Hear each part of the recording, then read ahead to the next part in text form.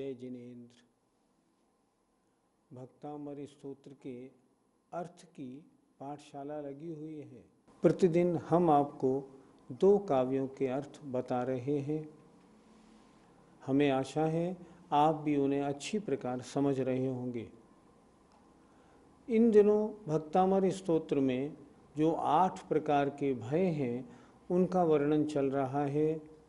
उसमें 38 नंबर के काव्य में हाथी संबंधी भय का वर्णन हुआ, अर्थात कैसा ही भयंकर हाथी क्यों न हो भगवान, वह आपके भक्तों के ऊपर कोई आक्रमण नहीं करता। अब आज 39 नंबर का काव्य है, इसमें सिंह संबंधी भय का वर्णन है। आइए उच्चारण शुरू करते हैं। भिन्नेव कुम्भगलदुज्ज्वल शोणिताक्त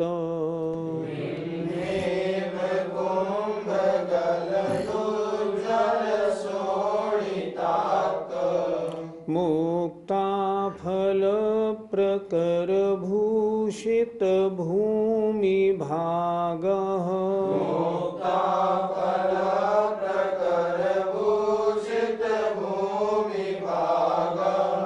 बद्ध क्रमः क्रमगतं हरिणाधिपोऽपि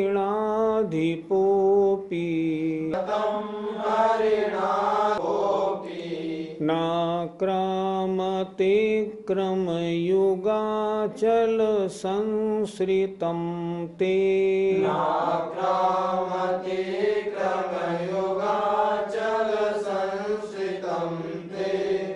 भिन्नेव कुम्भगलदुज्ज्वल शोणिताक्त मुक्ताफल प्रकर भूषित भूमि भागः बद्धक्रमः क्रमगतं हरिणाधिपोऽपि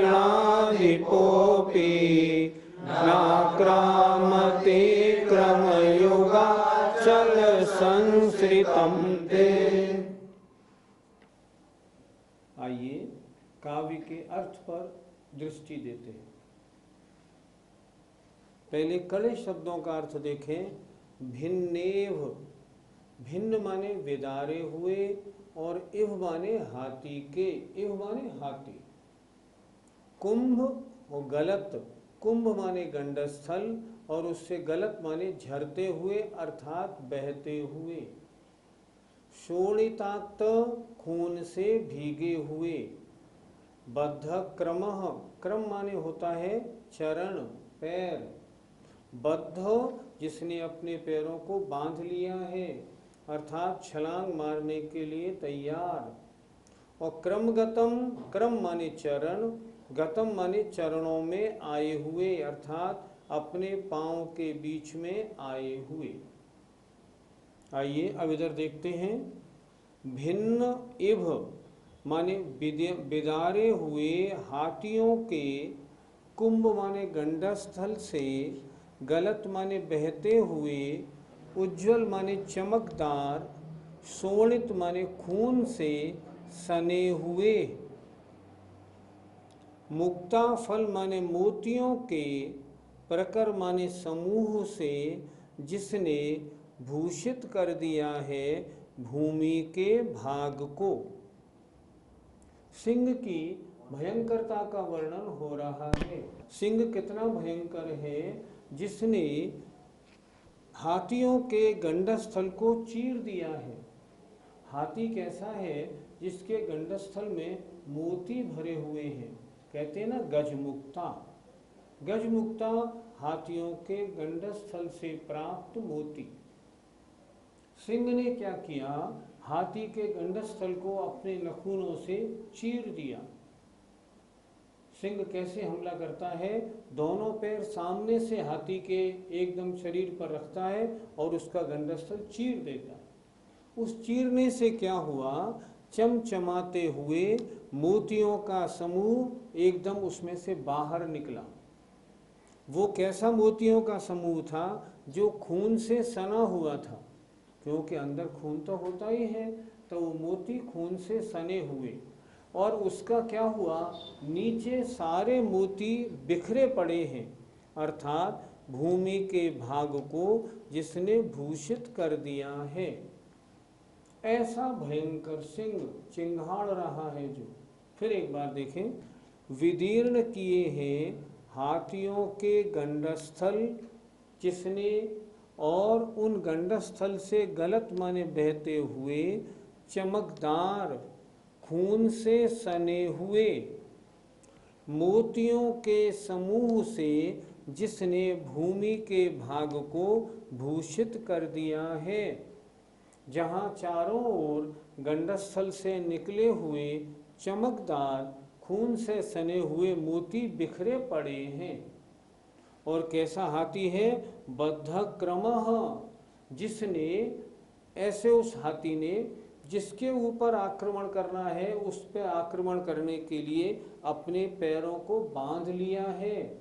जब शेर छलांग मारता है पहले अपने पैरों को बांधता है फिर छलांग मारता है। बद्धक्रमः, बद्धक्रमः पैरों को बांध लिया है अर्थात छलांग मारने को तैयार। ऐसा हरणाधिपः अपि, हिरणों का स्वामी अर्थात सिंह भी, क्रमगतम अपने पैरों में आए हुए, क्रमयुगाचल संसृतम ते, ते माने आपके, युग माने दोनों, चरण रूपी पहाड़ों का आश्रय लेने वाले भक्त पर न आक्रामती, आक्रमण नहीं करता है। फिर देखें एक बार नीचे की दोनों पंक्तियां। ऐसा हाथी है वह हरणाधिप हाथी भी, क्रमगतम अपने पैरों में आए हुए, बिल्कुल पैरों के निकट छलांग मारेगा तो एकदम जकड़ लेगा, ऐसे पैरों में आए हुए, ते माने आपके, युग माने दोनों, चरण रूपी पहाड़ों का आश्रय लेने वाले भक्त पर आक्रामती, न आक्रमण नहीं करता है। अर्थात हे भगवान, कैसा ही भयंकर सिंह क्यों न हो, कैसा भयंकर परिस्थिति क्यों न हो, फिर भी जो आपके भक्त हैं, जो आपकी भक्ति कर रहे होते हैं, आपका नाम स्मरण कर रहे होते हैं, उनके ऊपर ऐसा सिंह भी आक्रमण नहीं करता।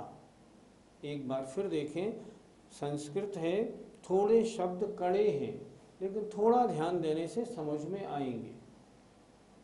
भिन्न विदीर्ण किए हैं, इव माने हाथियों के गंडस्थल, और गंडस्थल से बहते हुए, उज्जवल माने चमकदार, मोतियों के समूह से, कैसा है मोतियों का समूह, शोणिताक्त, खून से रंगा हुआ, सना हुआ, भीगा हुआ।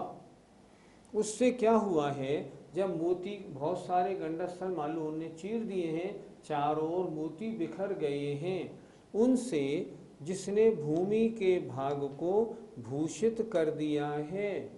सिंह की भयंकरता। बद्धक्रमः, छलांग मारने के लिए तैयार है, जिसने अपने क्रम माने पैरों को बांध लिया है। ऐसा हरिणाधिपः अपि, हरिणों का स्वामी अर्थात सिंह भी, ते माने आपके, क्रम माने चरण, युग माने दोनों, दोनों चरण रूपी पहाड़ का आश्रय लेने वालों के ऊपर न आक्रामती, आक्रमण नहीं करता। अर्थात हे भगवान, चाहे सिंह से सामना पड़ जाए लेकिन जो आपका भक्त है उसके ऊपर कैसा ही भयंकर शेर क्यों ना हो, वो आक्रमण नहीं करता। इस काव्य में शेर के भय, उससे निवारण आपका, आपकी भक्ति ही है, इसके बारे में चर्चा की गई।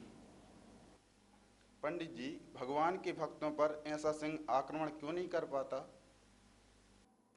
भगवान का भक्त पुण्यशाली है, सम्यक दृष्टि है, भगवान की भक्ति में लगा हुआ है। क्या शब्द दिया यहाँ, क्रम युगाचल संसृतम, आपके दोनों चरण रूपी पहाड़ों का आश्रय लेने वाला, अर्थात जिस भक्त ने आपके चरण कमलों को अपने हृदय में विराजमान कर रखा है, ऐसा भक्त कैसा है? वो भक्त पुण्यशाली है। शेर का आक्रमण किस पे होगा? जिसके पाप कर्म का उदय होगा।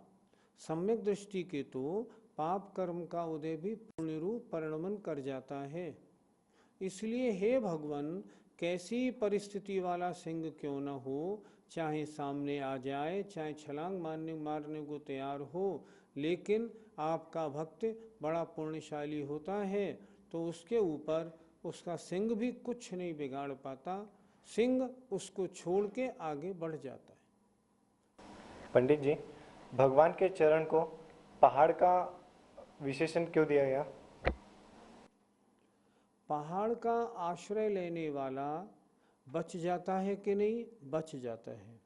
पहाड़ की ओट में, किसी गुफा की ओट में, किसी दीवार की ओट में अगर चले जाएं तो उन जीवों की रक्षा हो जाती है। तो उस जीव की रक्षा करने के लिए क्या चीज़ है भगवान? आपके दोनों चरण। आपके दोनों चरणों को उसने अपने हृदय में विराजमान कर रखा है और ये दोनों चरण उस संकट से इसकी रक्षा करेंगे। इसलिए दोनों चरणों को आचार्य मानतुंग महाराज ने पहाड़ जैसा समझ के, रक्षा करने वाला मान के, अचल अर्थात पर्वत की संज्ञा उनको दी।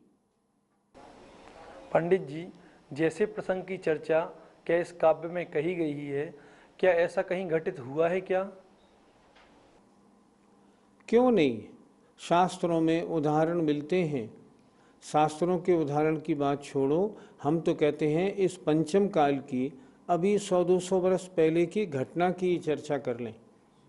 जयपुर में एक दीवान अमर सिंह थे। जब राजा ने दीवान अमर सिंह को कहा कि मेरे शेरों को खिलाने के लिए मांस की व्यवस्था करो, तब उन्होंने कहा महाराज, शेरों को मांस नहीं खिलाना चाहिए। तब राजा ने पूछा, ये मांस नहीं खाएंगे तो क्या तुम्हारी दाल रोटी खाएंगे? अमर सिंह बोले, हाँ महाराज, क्यों नहीं, हम जो देंगे वो खाएंगे, खाएंगे क्यों नहीं। महाराज ने कहा, अच्छा ठीक है, मैं देखता हूँ तुम कैसे प्रभु के भक्त हो, सिंह को बजाय मांस के जलेबी खिला के तो दिखाओ, और कुछ खिला के तो दिखाओ। उन्होंने कहा महाराज बिल्कुल, आप बनवाइए, मैं व्यवस्था कराता हूँ। शेर लाया गया। शेर का एक कटहरे के अंदर जब उसका पिंजड़ा खोला गया, तब अमर सिंह, जो दीवान अमर सिंह थे, वो बाहर थे।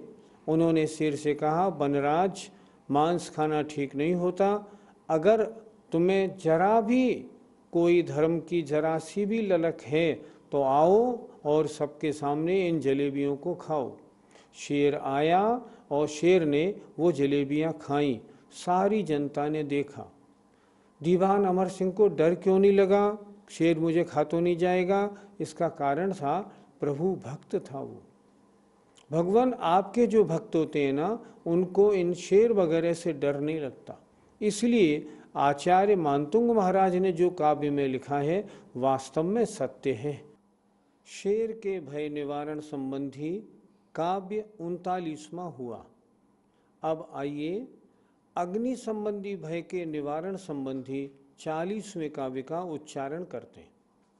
कल्पांत काल पवनोद्धत वन्निकल्पम, कल्पांत काल पवनोद्धत वन्निकल्पम, दावानलं ज्वलितमुज्ज्वलमुत्स्फुलिंगम्, दावानलं ज्वलितमुज्ज्वलमुत्स्फुलिंगम्, विश्वं जिघत्सुमिव सम्मुखमापतन्तम्, विसम्मुखम्, त्वन्नाम कीर्तन जलं शमयत्यशेषम्,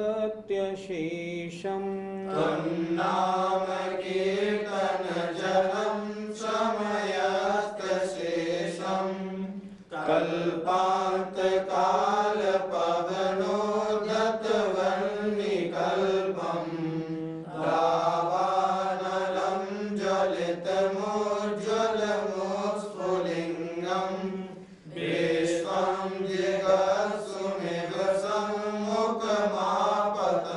शान्तम् त्वन्नाम कीर्तनजलं समयस्य शेषम्। इस काव्य में आचार्य मानतुंग महाराज ने कहा है कि भगवान कैसी ही अग्नि लग जाए लेकिन वो आपके नाम रूपी जल से वो अग्नि शांत हो जाती है। आइए एक एक शब्द पर दृष्टिपात करते हैं। पहले कड़े शब्दों को देखते हैं। वन्य कल्पम, वन्य माने अग्नि के, कल्पम माने समान सदृश, उत्स्फुलिंगम जिसमें से अंगारे निकलते हुए, जिघत्सुम भक्षण करने की इच्छा रखने वाले की तरह अर्थात जो लील जाएगी ऐसा लगता है। आपतंतम आती हुई, अशेषम पूर्ण रूप से, शमयति शांत कर देती है। देखें जरा, कल्पांत काल माने प्रलय काल की, पवन माने हवा से, उद्धत माने प्रचंडता को प्राप्त, अग्नि के समान। अग्नि किससे और तेज जलती है, किससे प्रचंडता को प्राप्त होती है? हवा से। कहीं अगर मान लो अग्नि लगी है और उसमें हवा अगर लगेगी तो अग्नि बढ़ती जाएगी। हवा सबसे प्रचंड कौन सी होती है? जो प्रलय काल की हवा होती है। तो यहाँ मानतुंग महाराज ने ये कहा है अग्नि कैसी? जो प्रलय काल की हवा से प्रज्वलित हो रही हो। फिर देखें, कल्प अंत काल प्रलय काल की हवा से पवन, उद्धत माने प्रचंडता को प्राप्त, वन्नी माने अग्नि के समान। अग्नि कैसी है? जैसे इतनी तेज जल रही है जैसे प्रलय काल की हवा से प्रचंडता को प्राप्त हो रही हो। और ज्वलितम जल रही है, उज्ज्वलम चमक रही है, दूर से चमचमाती दिखाई पड़ रही है। उत्स्फुलिंगम जिसमें से फुलिंगे निकल रहे हैं, चिंगारियां निकल रही हैं। कभी भी आग लगती है तो उसमें से चिंगारियां निकलती हैं। उत्स्फुलिंगम जिसमें से चिंगारियां निकल रही हैं। ऐसा लग रहा है उसकी भयंकरता को देख के, विश्वम जिघत्सुम इव, सारे संसार को निगल जाएगी ऐसी है।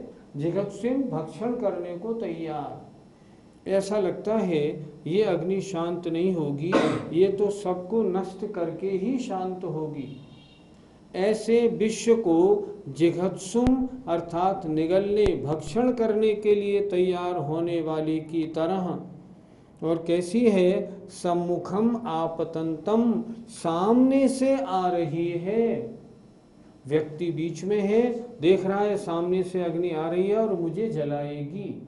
सामने से आती हुई ऐसी दावानलम, ऐसी जंगल की अग्नि। त्वत् माने आपके नाम के कीर्तन रूपी जल के द्वारा, अशेषम संपूर्ण रूप से, शमयति समन हो जाती है। फिर देखें, प्रलय काल की हवा से प्रचंडता को प्राप्त अग्नि के समान, और जलती हुई मतलब ढकी हुई, दबी हुई नहीं, प्रज्वलित, लपटें जिसमें से निकल रही हैं। और उज्ज्वलम चमकती हुई, और उत्स्फुलिंगम जिसमें से चिंगारियां दो अच्छी तरह से निकल रही हैं, उत्स्फुलिंगम। और कैसा लग रहा है कि इतनी अग्नि लगी है, ये अग्नि दबने वाली नहीं, ये तो सारे संसार को निगल जाएगी। विश्वम माने विश्व को, जिघत्सुम एव भक्षण करने को तैयार की तरह, ऐसी दावानल, ऐसी जंगल की अग्नि भी जो सम्मुखम आपतंतम सामने से आ रही हो, फिर भी त्वत् नाम कीर्तन जलम, आपके नाम स्मरण रूपी कीर्तन के जल से अशेषम संपूर्ण रूप से शमयति शमन को प्राप्त हो जाती है। ऐसी अग्नि लगने के बाद भी अगर कोई भगवान आपके नाम का स्मरण करे तो वह अग्नि सब शमन को प्राप्त हो जाती है। पंडित जी, अग्नि कितने प्रकार की होती है? अग्नि कई प्रकार की बताई गई है। जैसे समुद्र में जब लहरें टकराती हैं आपस में और आग लग जाती है समुद्र में, वो कहलाती है बड़वानल। जंगल में जब पेड़ से पेड़ टकराते हैं तब उनमें जो आग लग जाती है वो कहलाती है दावानल। जब बड़ी जोर से पेट में भूख लगती है तब कहलाती है जठरानल। जब काम वासना की अग्नि जागृत होती है ना, तब कहलाती है कामाग्नि। जब क्रोध बहुत आता है तब कहलाती है क्रोधाग्नि। इस तरह अग्नि बहुत प्रकार, सामान्य अग्नि तो हम सब आप जानते ही हैं। और जब मुनि महाराजों को तपस्सरण के द्वारा कर्म भस्म होते हैं तब वो कहलाती है तपाग्नि। सब बेकार, तपाग्नि एक काम की चीज़ है। खैर, यहाँ जो चर्चा हो रही है वो हो रही है दावानल, अर्थात जंगल में पेड़ों के घिसने से आग लग गई हो और ऐसा लग रहा हो ये तो सारे जंगल को जलाकर ही आज ठंडी होगी, ऐसी अग्नि, ऐसी भयंकरता को प्राप्त अग्नि। पंडित जी, ऐसी भयंकर अग्नि शांत कैसे हो जाती है? भगवान के नाम का स्मरण करने से अच्छी से अच्छी कठिनाइयाँ, परेशानियाँ, संकट सब समाप्त हो जाते हैं।